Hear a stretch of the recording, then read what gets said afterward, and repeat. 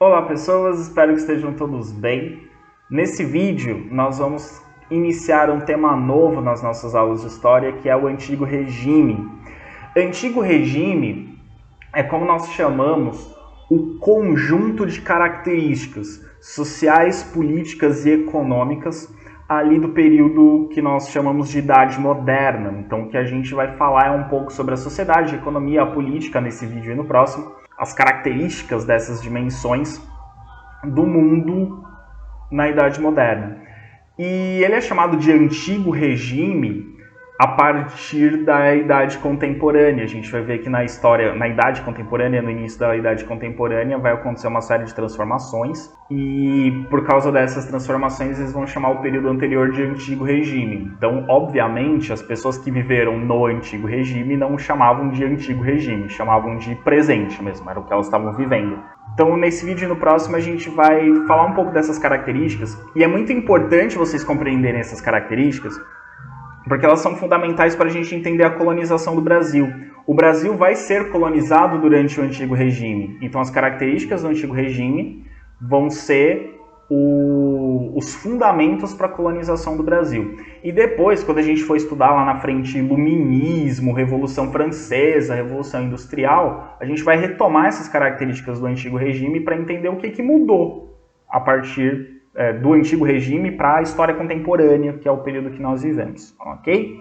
Então vamos lá. Primeira característica do Antigo Regime que nós vamos estudar é do ponto de vista político. Na política, nós caracterizamos o Antigo Regime como absolutista, ou seja, o regime político do Antigo Regime é o absolutismo. O que é o absolutismo? Como o nome já dá uma dica pra gente, absolutismo é um governo em que você tem um governante com poder absoluto. E o que significa ter poder absoluto? Significa fazer o que ele quiser, não ter limites o poder desse governante. Então, a característica da política do Antigo Regime é se basear em regimes absolutistas, com reis que podem fazer o que quiserem, reis que têm autoridade absoluta sobre seus reinos. Como que isso acontece na Idade Moderna? Porque a gente viu que na Idade Média o rei tinha perdido o poder, o rei dividia o poder com seus nobres, então os reis estavam enfraquecidos, ele não tinha poder absoluto sobre seu reino, porque em cada feudo o senhor feudal era a autoridade. Mas como nós vimos, desde o século XIII os reis da Europa vinham ganhando poder, principalmente ao final das cruzadas. A gente viu que no final das cruzadas os reis já estavam com certo poder, já estavam desafiando o Papa, já estavam voltando a se sobrepor a seus nobres. E a gente viu que, por exemplo, no século XIII, Portugal já era um reino absolutista. O rei já tinha poder sobre seus nobres, ele já controlava todo o seu território. Nesse processo da passagem da Idade Média para a Idade Moderna, os feudos isolados, cada um com o seu senhor feudal, deram lugar a reinos centralizados. Então os reis voltaram a governar de fato todos os territórios do seu reino. Então, de novo, no feudalismo, o rei perdia o poder sobre o feudo, ele concedia o feudo a um nobre e na prática quem tinha autoridade sobre esse feudo era o nobre. Então o rei já não tinha tanto poder. A partir da Idade Moderna, o rei volta, um processo do fim da Idade Média para a Idade Moderna, os reis vão voltando aos poucos a ter autoridade sobre esses reinos. Então os nobres vão ser subordinados ao rei, eles não vão ter mais tanta autoridade sobre os feudos. E sim é o rei que vai governar todos os territórios. Com esse poder do rei sobre o território como um todo, surge o que nós chamamos de Estado Nacional, ou Estado Moderno. O que é o Estado Moderno? Vamos comparar com a Idade Média de novo. Na Idade Média, dentro de um reino, existiam vários feudos. Cada feudo tinha suas leis, sua forma de governo, seus costumes, sua moeda, quando tinha moeda, enfim, cada feudo era um mundo isolado um do outro. Agora nós temos um rei que governa e tem autoridade sobre todo um território. E dentro de todo esse território existe uma população de súditos do rei, e o rei tem autoridade efetiva sobre esses súditos. Então, quando a gente tem um Estado centralizado, no caso aqui, a gente está falando de monarquias, mas poderiam ser repúblicas, enfim. Mas no nosso contexto aqui são monarquias. Quando você tem um Estado centralizado, que tem autoridade sobre todo um território, e dentro desse território existe uma população que reconhece a autoridade desse governo centralizado, a gente tem um Estado moderno, ou um Estado nacional. Em outras palavras, o Estado nacional, ou Estado moderno, ele é um país com um único povo e um único governo. O único povo aqui, na Idade Moderna, o que caracteriza o povo é basicamente se reconhecer súdito do rei. Então, se eu e você somos súditos do mesmo rei, nós somos do mesmo povo. Não tem tanto uma ideia de uma origem comum, laços de sangue, antepassados em comum. Isso nessa época não é tão importante, né? Se a gente comparar, por exemplo, com as nossas aulas de Grécia Antiga, que na Grécia Antiga tinha o Demos era o povo da cidade, que eram as pessoas que tinham os mesmos antepassados em comum, que eram descendentes dos fundadores da cidade. Aqui, na época do absolutismo, isso não é tão importante. O que é importante? Ser súdito do mesmo rei. Se você é súdito do mesmo rei, você faz parte do mesmo reino, portanto, você pertence àquele povo, pertence àquele Estado nacional. Então, a gente tem estados centralizados. O Estado, na Idade Média, é fraco, porque o poder é dividido. No absolutismo, o Estado é muito forte, porque todo o poder é concentrado nas mãos de uma única pessoa, o rei absolutista. Na Idade Moderna também, além de conseguir submeter os nobres e voltar a ter autoridade sobre os nobres, os reis tinham apoio da burguesia. Vamos lembrar das nossas aulas de Baixa Idade Média, que para a burguesia era interessante ter estados unificados, porque um Estado unificado faz com que em todo o país se use a mesma moeda, o mesmo sistema de pesos e medidas, as mesmas leis, e isso facilita para a burguesia ter um comércio num território maior. Eles não precisavam ficar trocando de moeda, trocando de instrumento de medição, sabendo as leis diferentes de vários lugares. Então, um rei com autoridade sobre todo o país facilita a vida da burguesia. Então, os burgueses apoiavam o rei financeiramente, com seus impostos, ou às vezes com doações, e apoiavam o rei ideologicamente, politicamente. Então, eles apoiavam que o rei tivesse poder. Em troca, o rei favorecia as atividades comerciais. O rei criava leis para favorecer a atividade comercial, unificava as moedas, unificava as medidas, tentava facilitar o comércio. Além disso, né, os impostos da burguesia ajudavam a manter os exércitos. Então o rei precisava de dinheiro para pagar os seus soldados e comprar as armas desses soldados, e manter esses soldados treinados e postos para combater. E esse exército é importante para manter a autoridade do rei, porque se algum nobre desafia o rei tem que ter um exército para se defender desse nobre. Então os impostos da burguesia ajudavam o rei a financiar o exército, a ter o seu poder militar. Então a nobreza está perdendo poder porque o sistema feudal, a economia baseada no feudalismo, ela está se dissolvendo. Agora a economia está se baseando no comércio. Então a burguesia está ganhando força econômica. A nobreza está enfraquecendo e empobrecendo, se tornando cada vez mais dependente do rei. A nobreza cada vez mais vai ser sustentada pelo rei, porque nós vimos na Idade Média, nobre não trabalha. Então nobre precisa ser sustentado por alguém. Quando os nobres vão empobrecendo, vão perdendo os camponeses que estão saindo dos feudos, eles precisam ser sustentados por alguém. Eles vão recorrer ao rei.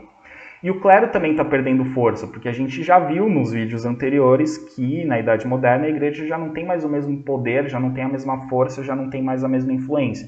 Então os reis têm mais autoridade dentro dos seus reinos do que o próprio clero. Então isso ajuda também o rei a concentrar poder. Ele não tem um órgão externo acima dele. O Papa está no máximo no mesmo nível que o rei, mas não está acima do rei.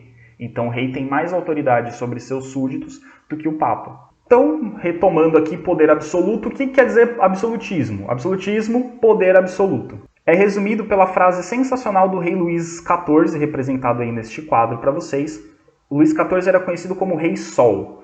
Ele é o maior exemplo de rei absolutista. Rei Sol porque ele usava roupas luxuosas, porque ele resplandecia na sua corte diante dos seus súditos, mas também Rei Sol porque o Sol é o centro do sistema. Tudo no sistema solar gira em torno do Sol. O Rei Sol, dentro da França, Luís XIV era um rei francês, na França tudo gira em torno dele. Então, Rei Sol, tanto no sentido dele ser resplandecente, dele ter destaque, dele se destacar diante de todas as pessoas no reino, mas também porque todo o reino girava em torno dele.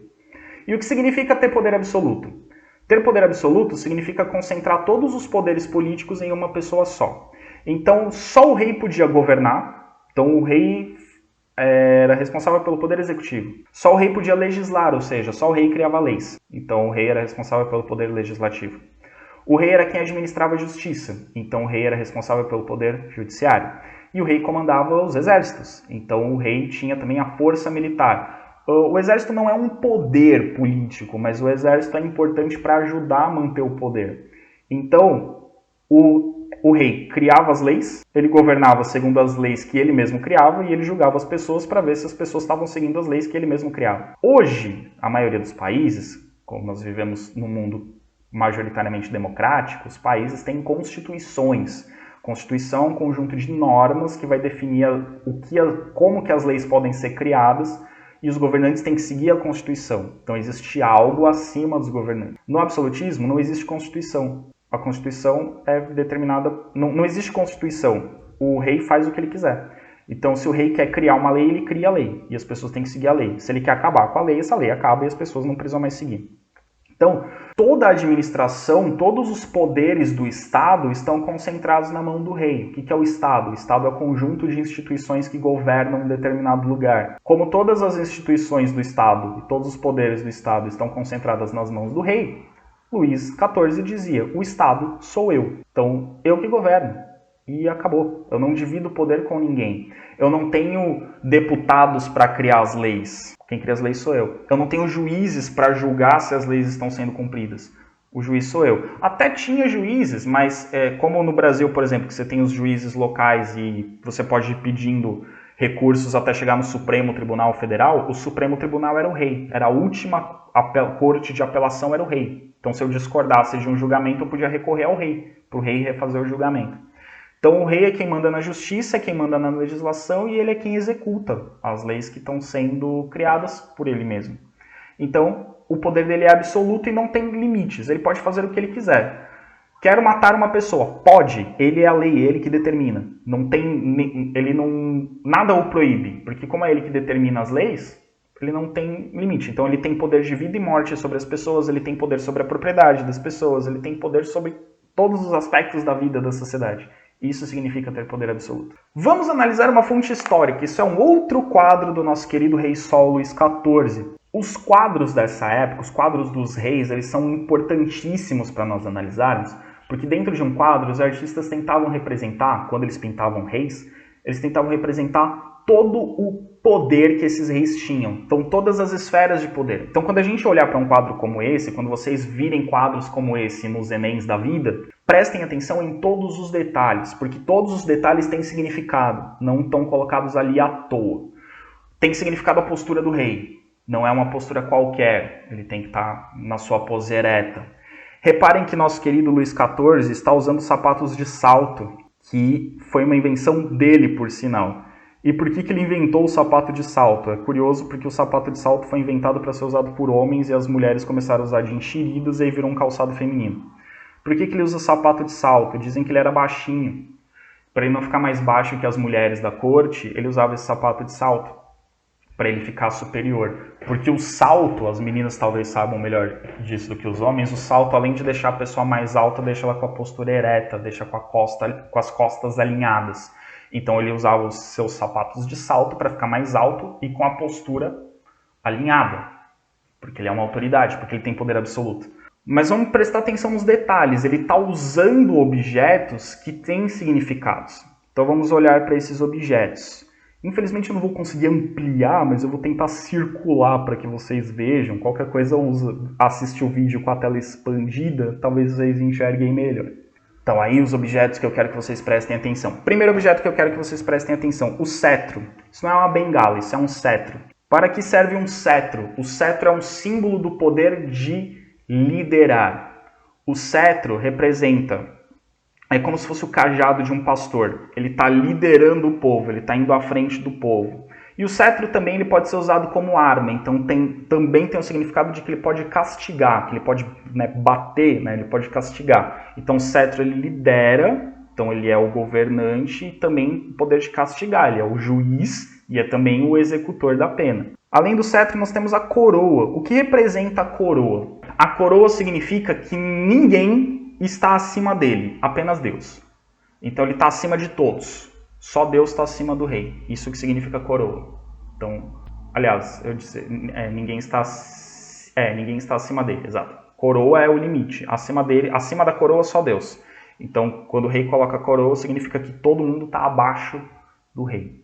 Aqui nesse outro cantinho, nós temos a mão da justiça. É uma mãozinha feita de algum metal, geralmente com pedras preciosas, e ela representa o poder dele de julgador, de juiz. Normalmente essas mãozinhas eram utilizadas para ler livros de leis ou para ler a Bíblia, enfim, né, para você ir acompanhando, mas ela representa o papel dele de juiz, é o poder dele de julgar. Atrás do rei, aqui tem o trono. O que é o trono? O trono não é um lugar para o rei sentar e descansar. Vocês já devem ter visto em filmes, em séries, nos Game of Thrones da vida. O trono, ele tem um significado. O trono é o lugar de autoridade.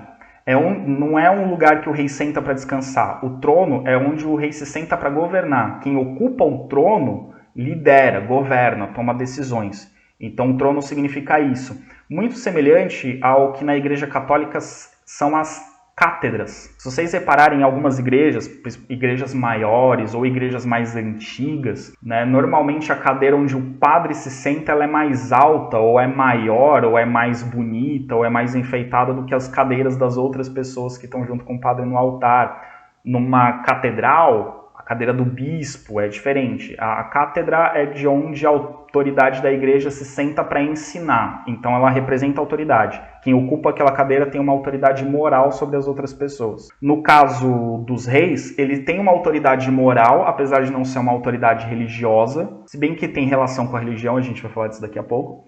Então ele tem uma autoridade moral, mas principalmente ali é de onde ele governa. Então é onde ele se senta para tomar as decisões, é onde ele se senta para julgar, é onde ele se senta para governar e para receber as pessoas. Então quem ocupa a cadeira tem autoridade. Outro símbolo de poder, a espada. O rei é um nobre também. O rei é um nobre, portanto ele é um guerreiro. Ele é chefe dos exércitos, então ele tem um poder militar. Ele está ele governa as tropas, então ele tem um poder militar.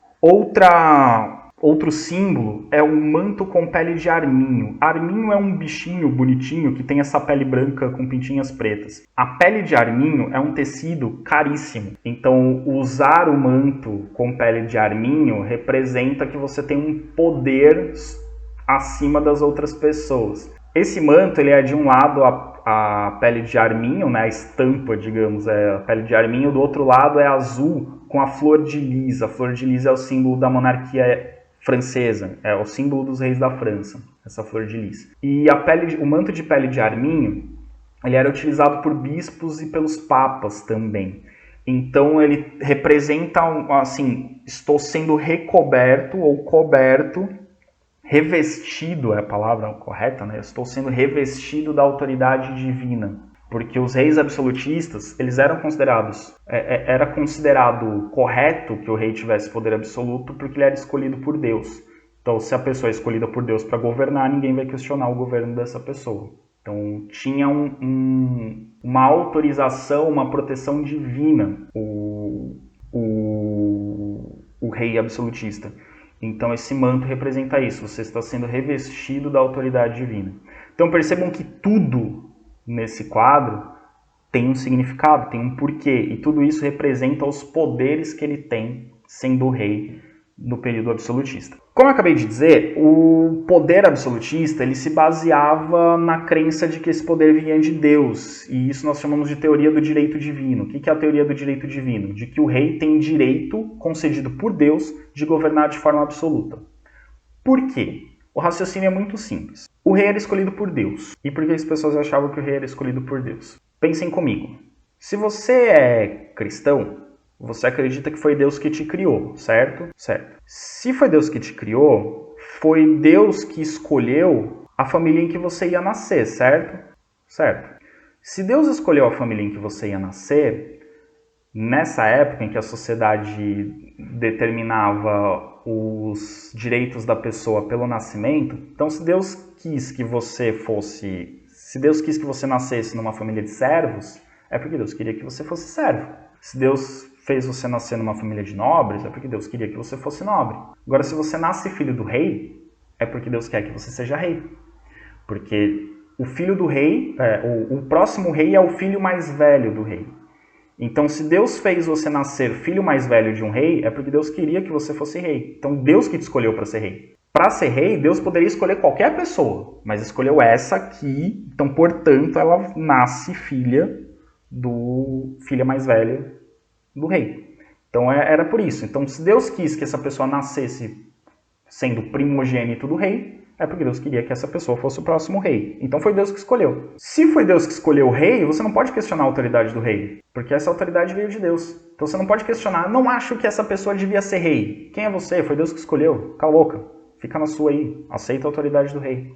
É por isso que normalmente as coroas, como essa daí que vocês estão vendo, tem uma cruz em cima. Essa cruz é para representar que acima dele só a autoridade divina. Ele está abaixo da autoridade divina, mas ele recebe a autoridade divina. Então todos os súditos eram obrigados a seguir o que o rei determinava, inclusive a religião do rei. Como eu falei na Reforma Protestante, o rei, se o rei é católico, o reino é católico. E os súditos têm que seguir a religião católica. Se o rei se converte ao protestantismo, os súditos têm que virar protestantes. As pessoas seguem a religião do rei, porque se o rei é escolhido por Deus, a pessoa vai ter a religião diferente do rei? Não. A religião do rei é a que está certa, porque ele foi escolhido por Deus. Então, as pessoas têm que seguir a religião do rei. Então, no absolutismo, não existe liberdade religiosa. Você tem que seguir a religião que o rei determina. Também não existe liberdade de expressão. Você não pode criticar o rei. Você não pode falar mal do rei. Você só pode louvar o rei. Só pode agradecer ao rei. Só pode falar bem do rei. Porque o rei foi escolhido por Deus. Ele é a autoridade. Vou ficar falando mal do rei? Se eu ficar falando mal do rei, eu estou ofendendo a Deus. Porque foi Deus que escolheu ele. E também, se eu ofender o rei, é complicado. Porque o rei tem poder absoluto. Se ele quiser me matar, ele pode. Se ele quiser cortar minha língua para eu parar de falar mal, ele pode. Se ele quiser me castigar, ele pode, porque ele tem poder absoluto. Então, esse período do absolutismo, ele também é caracterizado por uma perseguição extremamente violenta aos opositores. Toda oposição tinha que ser silenciada, porque era indigna, porque estava errada do ponto de vista moral, porque você está questionando uma decisão de Deus de escolher essa pessoa como governante, mas também como o rei tinha poder absoluto, ele podia matar os opositores dele. Quem está enchendo o saco, ele mata, ele prende, ele tortura, ele expulsa do país, manda para o exílio, enfim, ele pode fazer a pessoa parar de incomodar. Então você não tem liberdade de expressão, você não tem liberdade religiosa, você não tem liberdade de pensamento, porque você tem que pensar conforme o rei manda. Então, nada pode ser questionado. Só o rei é que tem autoridade para tomar decisões por si só. Então, você não pode questionar a autoridade, você não pode decidir diferente do que o rei está decidindo. Então, isso tudo baseado na teoria do direito divino. Pois bem, como eu estava dizendo, a nobreza foi enfraquecendo e empobrecendo. Alguns nobres ficaram sem feudo, não tinham como sustentar os seus feudos. Então eles foram pedir a ajuda do rei. E o rei foi acolhendo esses nobres em sua corte. O que é a corte? É o conjunto de pessoas que vivem no palácio real. É o conjunto de pessoas que vivem junto com o rei. Então vários nobres viviam em volta do rei, às vezes como funcionários do governo, como ministros, executando alguma função, ou simplesmente como bajuladores. Vocês já devem ter visto filmes que se passam no final da Idade Média, na Idade Moderna, que tem lá, na sala do trono do rei, está lá o rei sentado no seu trono, eventualmente tem o trono da rainha do lado, de algum príncipe ou princesa do outro, e aí tem uma série de pessoas em volta do rei ali, só ali bajulando o rei. Essas pessoas formam a corte. Então, os nobres que estão ali em torno do rei são nobres que já não vivem mais dos seus feudos, são nobres que já não têm mais o poder de senhor feudal, dependem do rei e vivem na corte auxiliando o rei ou bajulando o rei em troca de serem sustentados pelo rei, de manter a sua condição de nobre, mas sendo sustentado pelo rei. Por um lado, para o rei, isso era muito interessante, porque era uma forma de manter os nobres sob controle. Era uma forma dele manter a autoridade dele, porque se esses nobres têm poder, riqueza, conseguem montar tropas, exércitos, podem desafiar a autoridade do rei. A partir do momento que esses nobres dependem completamente do rei para continuar sobrevivendo, para ter onde morar, para ter o que comer, para ter o que vestir, para continuar vivendo com a sua pompa e com a sua pose de nobre, o rei mantém eles sob controle. E eles sabem que eles precisam bajular o rei, que eles têm que Enfim, eles têm que se submeter à vontade do rei, porque senão eles podem ser expulsos do castelo, eles podem ser expulsos do palácio. E isso seria uma vergonha muito grande, porque eles não teriam para onde ir, não teriam como sobreviver. Então, para o rei isso era interessante, porque ele mantinha esses nobres sob controle. Por outro lado, isso era um gasto para o rei. Ele tinha que gastar muito dinheiro. O dinheiro dos impostos, grande parte, ia para sustentar esses nobres, porque eles são nobres, eles não vivem com qualquer coisa, eles não comem qualquer coisa, eles não vestem qualquer roupa. Eles têm que usar as melhores roupas, têm que comer as melhores comidas. E o rei precisava manter essas pessoas ocupadas, porque você tem um monte de nobre ocioso no palácio, e pessoas ociosas podem começar a fazer fofoca, podem começar a fazer intriga, podem começar a conspirar contra o rei. Então ele precisava manter essas pessoas ocupadas, distraídas. Como? Jogos, espetáculos, então peças de teatro, espetáculos de dança, fazia caçadas, né? O rei promovia caçadas para os nobres irem caçar e se divertir, bailes, né? Os bailes que aparecem nos filmes de princesas, né? O baile na corte, então o rei promovia os bailes para entreter esses nobres, para eles terem o que fazer e não encherem o saco. Então isso gerava gastos. Então, por um lado, o rei tem essa galera sob controle, porém, para manter essa galera sob controle, ele gasta muito dinheiro. Por isso que os palácios, e a gente vai ver alguns exemplos de palácios, por exemplo, o Palácio de Versalhes, na França, né, o palácio dos reis franceses, os palácios eram imensos, mas não era imenso porque o rei queria morar numa casa com 200 cômodos, não, eles eram imensos porque morava muita gente lá mesmo, ele tinha que manter, às vezes, quase toda a sua nobreza vivendo dentro do palácio. Às vezes, o rei também usava esses títulos de nobreza para beneficiar a burguesia. Né? O rei ele podia conceder a burgueses alguns títulos e usava esse prestígio, esse poder para, por exemplo, proteger os negócios da burguesia, para investir em negócios da burguesia, ou para que os burgueses tivessem exclusividade em alguns negócios, né? Alguns burgueses tivessem exclusividade em alguns negócios. E a partir da Idade Moderna, a gente viu que na Idade Média, primeiro o título de nobreza era concedido pelo rei, depois passou a ser uma coisa hereditária, era cada vez mais raro que o rei concedesse títulos de nobreza, o título de nobreza passava de pai para filho. A partir da Idade Moderna, o burguês podia comprar um título de nobreza. Então ele juntava dinheiro, chegava para o rei e falava, quero ser nobre, toque dinheiro, um monte de dinheiro. E aí o rei vendia o título de nobreza. Só que esse nobre que comprava o título de nobreza, ele era visto pelos outros nobres como um nobre fajuto. Porque para você ser nobre, você tem que ter sangue nobre. Você tem que nascer de uma família nobre. Se você é um burguês que compra título de nobreza, você é um nobre de mentirinha. Você não é um nobre de verdade. Então, tinha a possibilidade de comprar o título de nobreza, mas esse nobre que comprava o título não era reconhecido pelos outros nobres como um nobre de verdade. Como que era a sociedade no período absolutista? Vamos comparar com a Idade Média, que é o que a gente já estudou. Na Idade Média, a sociedade é uma sociedade estamental, com 3 estamentos. Primeiro estado, clero, representantes da igreja. Segundo estado, nobreza. Terceiro estado, o resto da população. Então você tem o clero, que é quem reza, os nobres, que são quem lutam, e o terceiro estado, que é quem trabalha. O terceiro estado é bem variado. Tem camponeses, tem mendigos, tem artesãos, trabalhadores urbanos, mas no final da Idade Média ganha força a burguesia. A burguesia se torna a parte rica do terceiro estado. Na Idade Moderna, a pirâmide social é praticamente a mesma.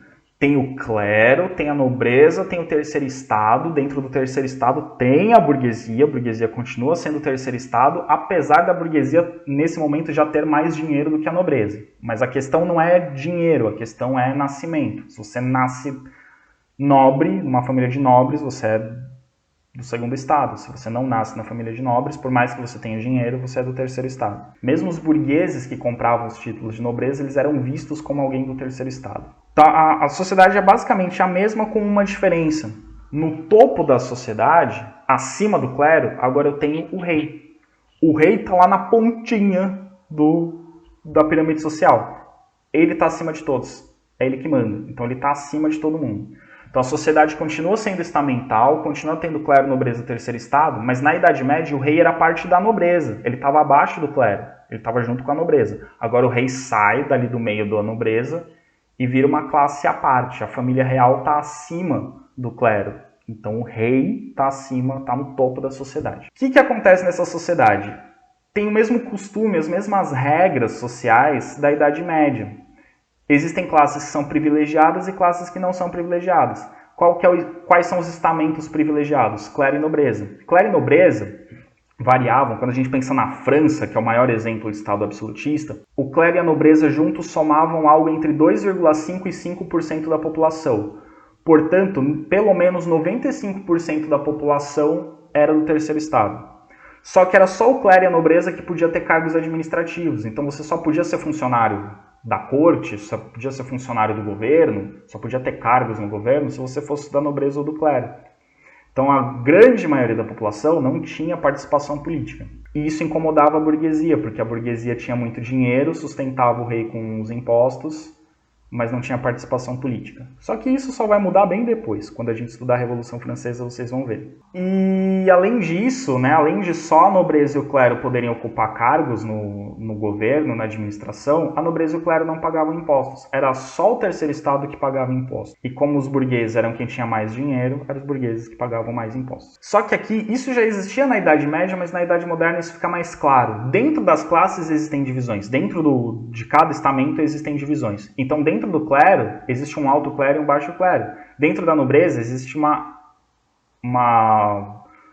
alta nobreza, uma baixa nobreza, ou uma nobreza cortesã, que é a nobreza da corte, uma nobreza rural, que é a nobreza que ainda está vivendo nos feudos. Tem essas divisões. Então, a sociedade moderna, a sociedade da época moderna, a sociedade absolutista, ela é um pouco mais complexa que a sociedade medieval. Então a gente tem os três estados, o clero, a nobreza e o terceiro estado. O rei está acima do clero, então o rei está lá na pontinha.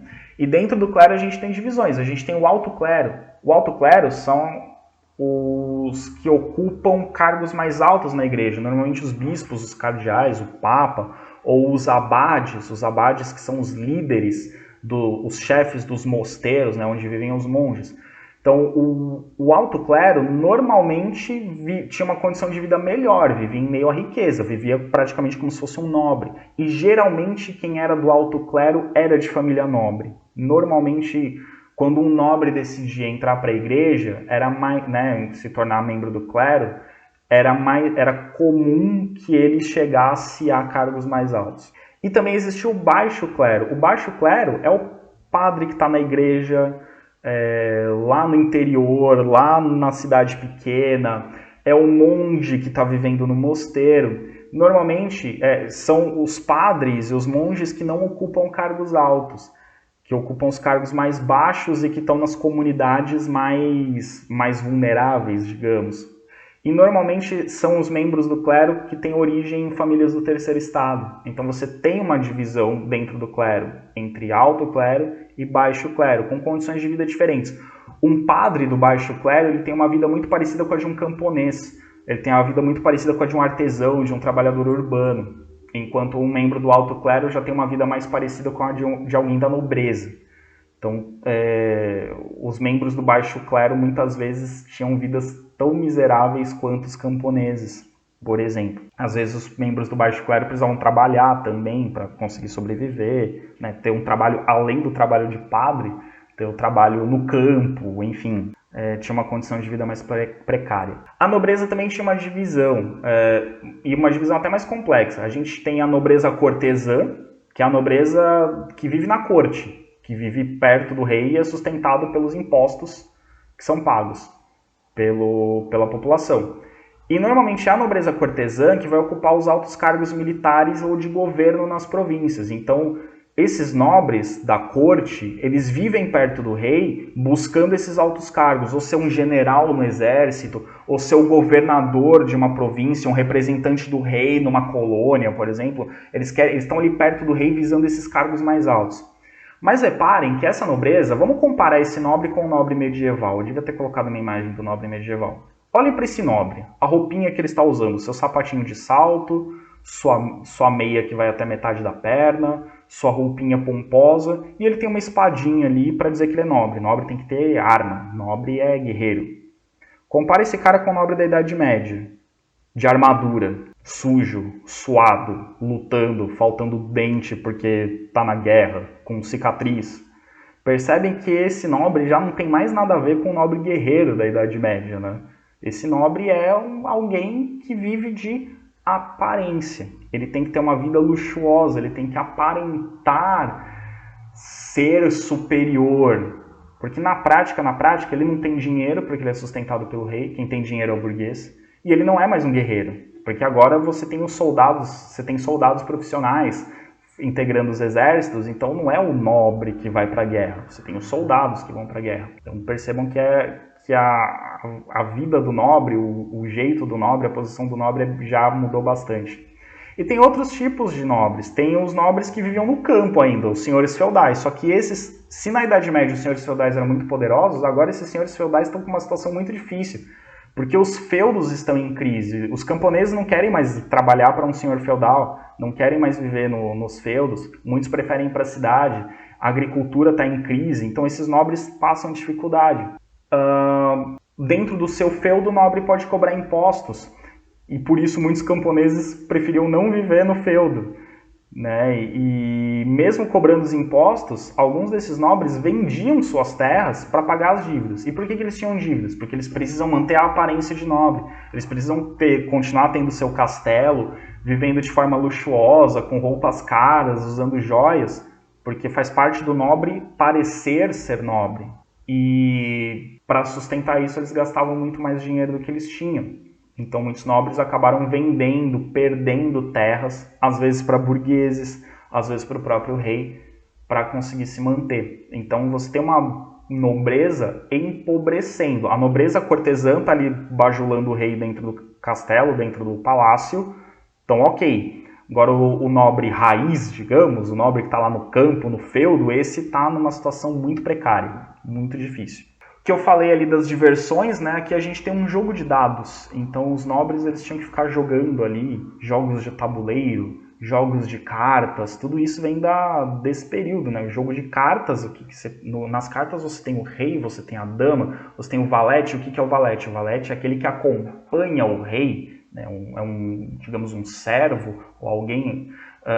O valete seria o equivalente à dama de companhia. A rainha tem uma dama de companhia, o rei tem um valete, a pessoa que acompanha o rei. Então tudo isso é inspirado nesse contexto da corte real.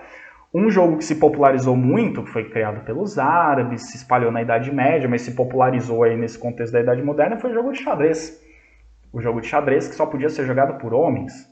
E aí as mulheres que não podiam jogar xadrez, mas também queriam jogar jogos para se divertir, usavam um tabuleiro de xadrez e criaram um jogo específico para as damas, por isso o jogo de damas.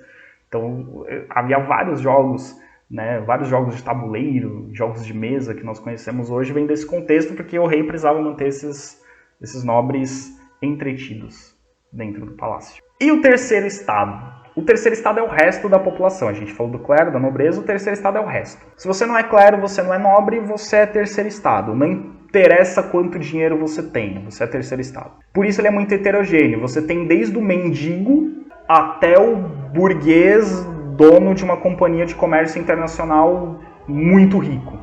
Esse nome terceiro estado, ele surge na França. Então, dentro do absolutismo francês, que eles se referiam a esse grupo da população como terceiro estado. E a gente acaba usando o terceiro estado para toda a Europa. Então, nesse grupo você tem rico comerciante, você tem comerciantes que trabalhavam para o rei e recebiam benefícios do rei, que exerciam cargos, não cargos de alto escalão como dos nobres, mas que até exerciam alguns cargos de confiança do rei. Mas você tem também os artesãos que vivem nas cidades e você tem os camponeses miseráveis, os mendigos, enfim. Tudo isso faz parte do terceiro estado. Então, dentro do terceiro estado existem diferenças consideráveis. Aqui a gente tem uma representação de burgueses. Esse quadro se chama O Cambista e Sua Mulher, de um pintor chamado Matis Quentin. Esse quadro é de 1514.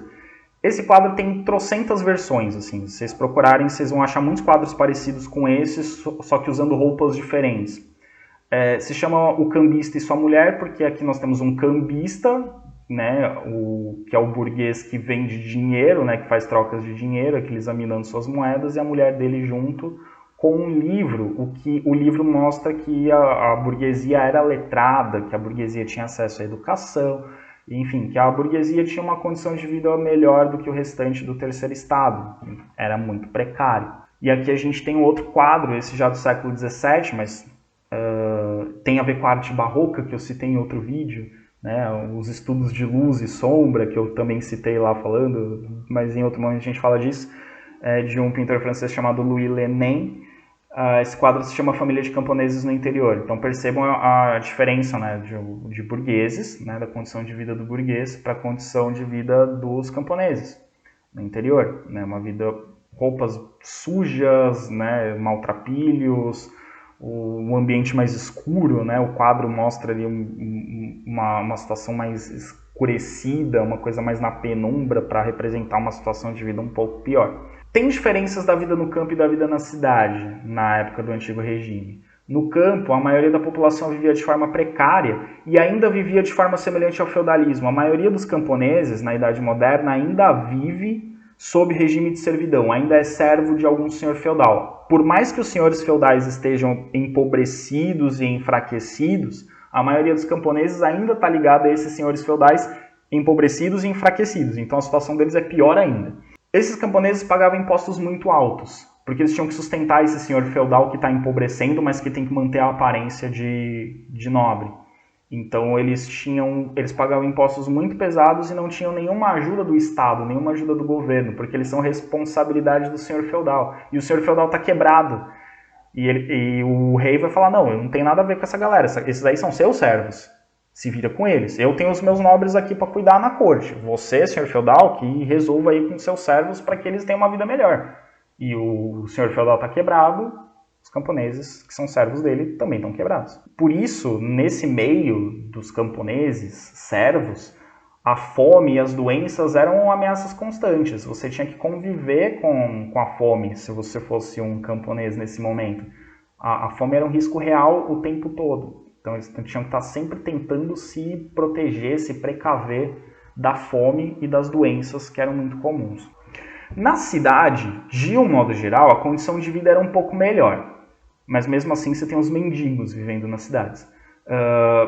Os artesãos, os pequenos e médios comerciantes, que a gente chama de baixa burguesia, né, são os burgueses que não são muito ricos, esses têm uma vida um pouco melhor, mas você também tem uma multidão de miseráveis. Só que esses miseráveis na cidade, eles viviam de esmolas e de sopas que eram servidas, por exemplo, nos conventos ou nos mosteiros. Então a igreja, na cidade, a igreja exercia um papel de assistência social a esses mais vulneráveis, que no campo a igreja não conseguia exercer, né? Era mais difícil para a igreja atender esses vulneráveis no campo. Não existia o que hoje a gente chama de assistência social ou de previdência social. Era a igreja que doava comida e esmolas para os pobres.